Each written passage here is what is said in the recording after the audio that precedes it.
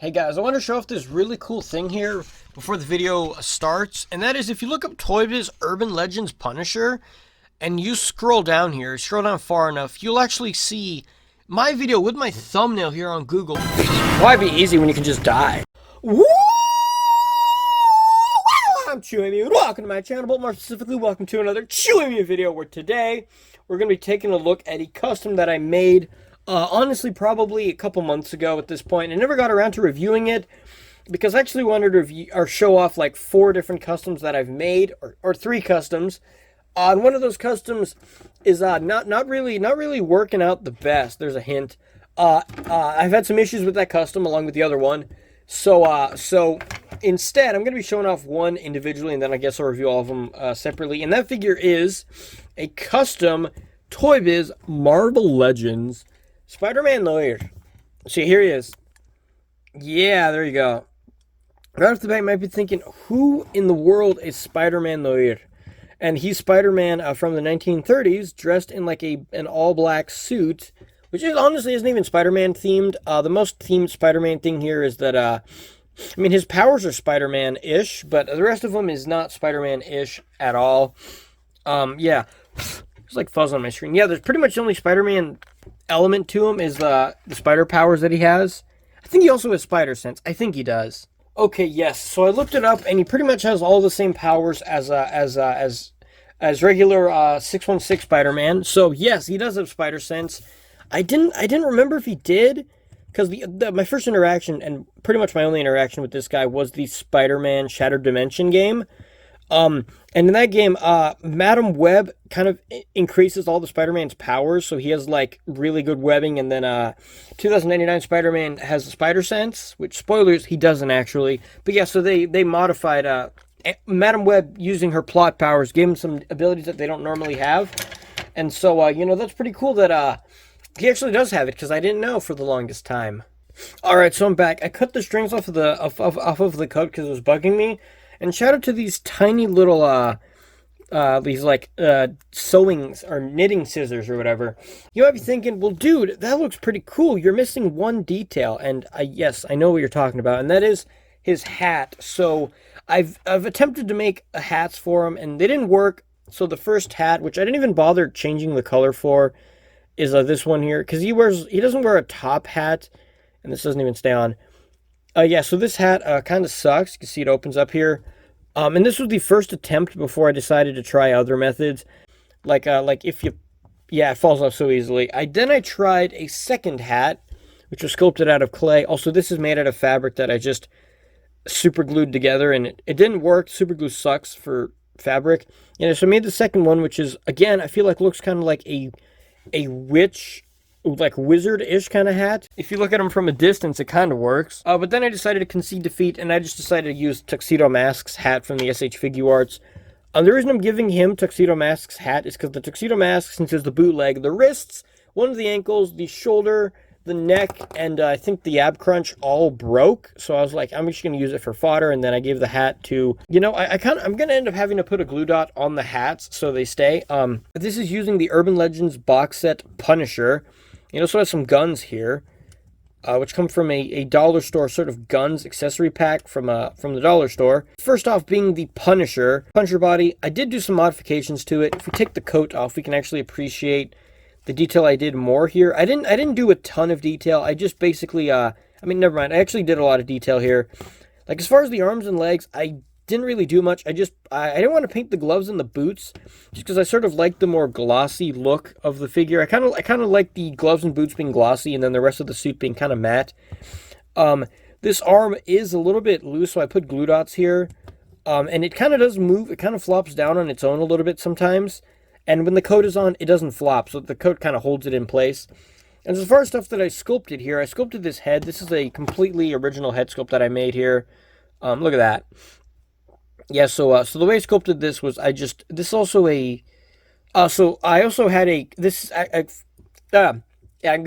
mixing up my words here. This is from a broken figure, so this is like custom fodder of, I think, a Carnage finger or something like that. So I just super glued it in here. And that's because, unfortunately, Punisher has this weird head where he doesn't have the ball joint coming out of his neck. He had the ball joint in the bottom of his head. For example, something like Fearsome Foe Spider-Man he has the pin in his neck, and then his head as a whole that you plug it together. Which for some reason, I don't know why ToyBiz did weird stuff like this, where they put the pin in his head and then the hole on the neck, which did make the custom kind of weird because I can't I couldn't just use a regular Spider-Man head and put it in there. I had to make a head mold out of scratch, which it does fall off sometimes, but it's okay. It doesn't offer a ton of movement here, but honestly, the Punisher, his head basically could tilt side to side, rotate a little bit, and then look down. It could look up like barely anything. So as far as like the articulation, it's kind of the same. But yeah, I sculpted this out of clay, which I think I did really good if I'm being honest here. If we zoom in, we can get to see all the imperfections. So painted the eyes. Honestly, I'm terrible at painting things to look symmetrical. Like painting the arms is easy because you just paint the arm. But when it comes to painting a detail on both sides, that's something that I find really difficult to do effectively. On the black part of like the goggles, it's not just because the lighting. Like you see how glossy it is. I also like making this part. I decided to make the goggles part. I made them glossy, just so it kind of matches. I feel like with the boots and his like belt buckle thing right here. And then the head sculpt is basically, I just kind of took inspiration from it was the Spider-Man 1 movie figure, the Peter Parker head.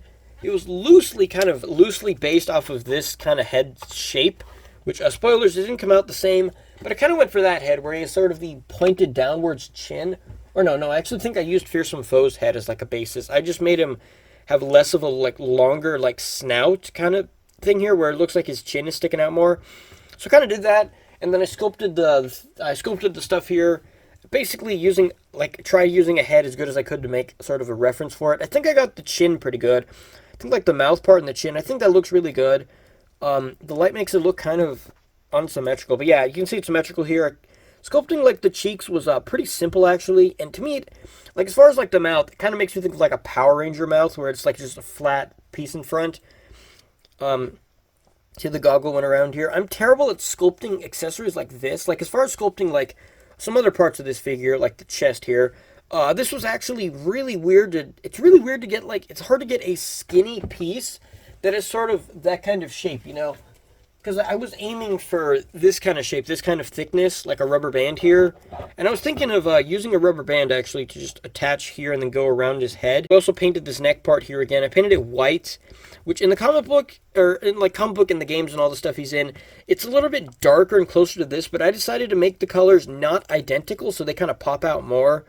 Because also, it's really hard to do like cell shading or like wash. At the time when I made this, I didn't know how to quite do wash like I did in order to like paint the Scuba Spider-Man head sculpt. I didn't know how to do this technique yet.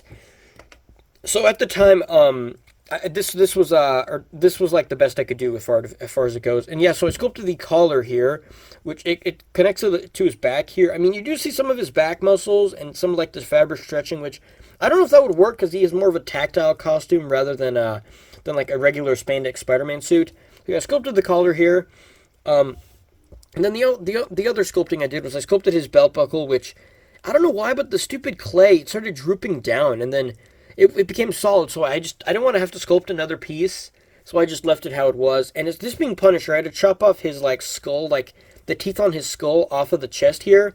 I left all the other like pouches here intact, which he doesn't. Spider-Man earlier doesn't really have pouches here, but I left them on just to give it some more detail, I guess.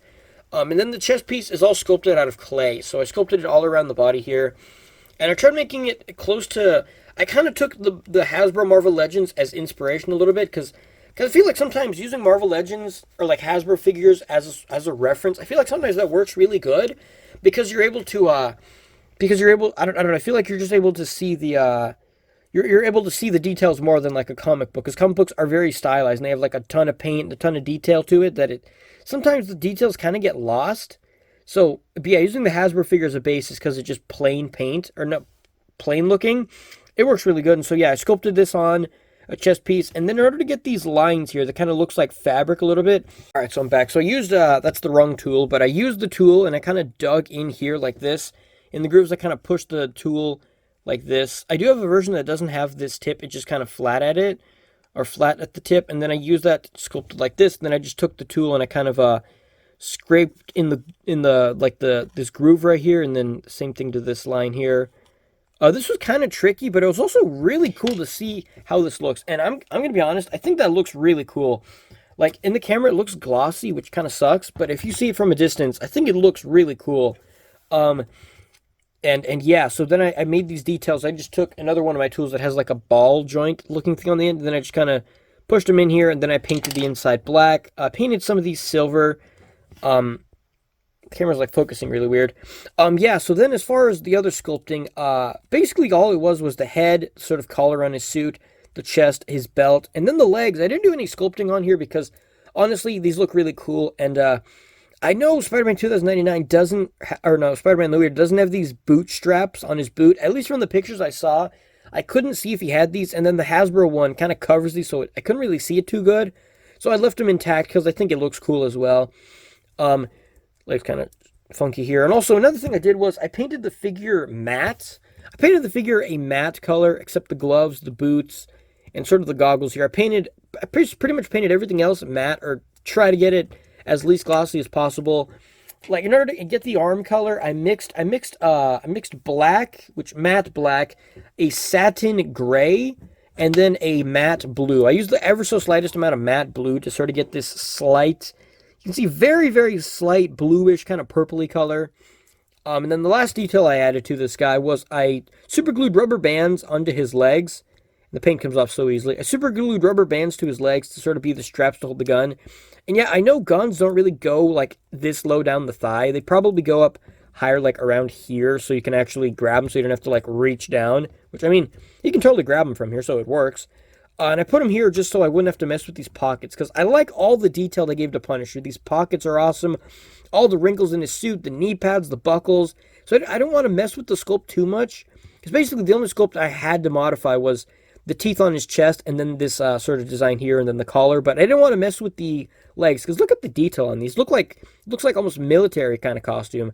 And so yeah, so I just bought these kind of fodder guns. I was gonna paint this one black or paint this one gray, but since these are cheapy plastic, I painted this black, and when I let it dry for like about an hour, and then touching it, the paint just rubs off so easily.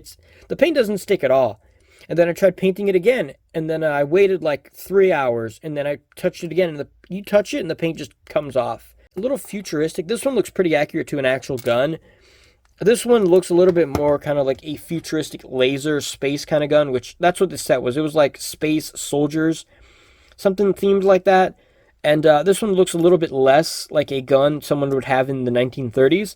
And they also had triggers on them, which I cut the triggers off because they did not fit for this figure. Now, unfortunately, the guns do fit kind of loose. Never mind. You know, I hate when I say, oh, it fits loose, and then it doesn't fit loose. Like the head comes off. The head does fit loose. So yeah, oops. I thought I just broke the arm. It made a click sound. But at the same time, it kind of works. Like this gun specifically works a little bit better than it. It's hard to get the angle right. When I pose them with guns, I'll probably just put glue dots to hold it. Yeah. So let me swap these guns back in here. All right, the guns are back in place. And, you know, pretty much, I kind of already complimented this Punisher for all the good things that it has. Like, you know, the crazy level of sculpting and stuff going on here. All the wrinkles on the costume and stuff. All the buckles and straps. The very good paint apps, which I kind of messed with a little bit. I tried leaving them intact. I just added the slightest wash of blue. Like I said, mixing the colors to give it sort of that effect. And I think this form looks really cool. Like, just the way he looks now looks cool. And the trench coat, I think, looks good as well. So what I'm putting on the trench coat, I'll talk briefly about why I made this custom. So I made the custom because I think Spider-Man the Wizard looks awesome. I think the costume looks really cool. Honestly, it's a little closer to Punisher's costume than it is to Spider-Man's. Like, specifically with the trench coat. And that's, like I said, I got the Urban Legends box set. It was used, so I didn't get, like, the packaging and stuff. But the reason I got it, I said, was because it was a bid, and it started off really cheap.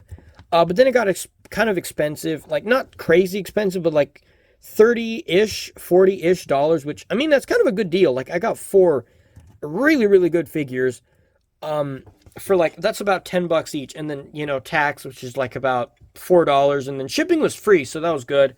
So, yeah, around like 44-ish dollars in the end, pretty much.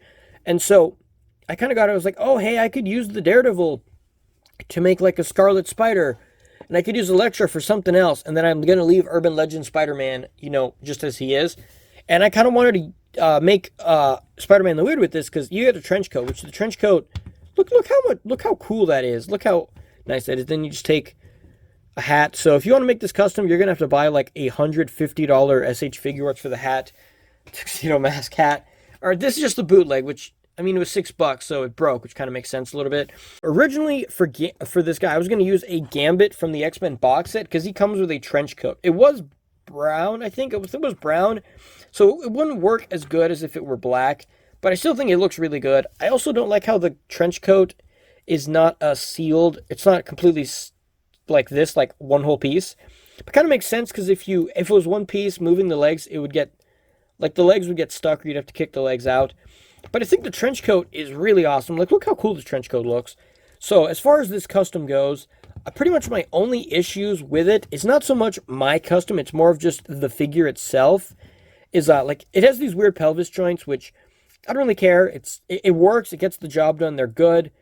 It looks a little bit funky, but at the same time, it's okay. And then you can also cover it with the trench coat. So if you have his legs spread out like this, you can have the trench coat kind of covering it. So it's not noticeable. And even without the trench coat, it's not a big deal. The other thing is, he doesn't have any web hands, which I've tried swapping out some web hands onto this guy. But unfortunately, there aren't any Spider-Man figures with big enough hands that would look good. Like Sinister Six Spider-Man, which I would never dare take off his body parts. But you can see Punisher's arm is a lot bigger, and is also his glove goes up a lot higher than Spider-Man's. And I tried, I don't really have many fodder Spider-Man hands.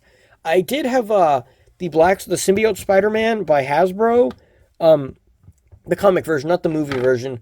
And I gave that hand to a custom that I'm making, which, if you look at it, the hand still is a bit too small. It's Spider-Gwen. The hand is a bit too small. So, none of the hands that I have really would fit. Which, I'm not going to be putting a glue dot on his head, because when I take the hat off, he's gonna have like a big glob on his head, which isn't gonna look too good. And then pop it on, and bang, there you go. The head falls off. It's better for the head to fall off than the hat to fall off. So that's all for this video. Let me know what you think about this custom. I think this is a really awesome custom. Like I said, my only issues is not really my fault. It's not really a thing that it's not something that I did. It's that the hands don't work, and also the paint on these rubber bands, it just does not stay. I've painted it several times. I even used the sealer, Mod Podge sealer, and it does not work with rubber bands. You move the rubber bands, you stretch them, because you have to stretch it to pull the gun off, and then it just rubs the paint off. Ball joint or something. But either way, that's all for this video. Let me know what you think about this custom, and I will see you guys in the next review. Wow.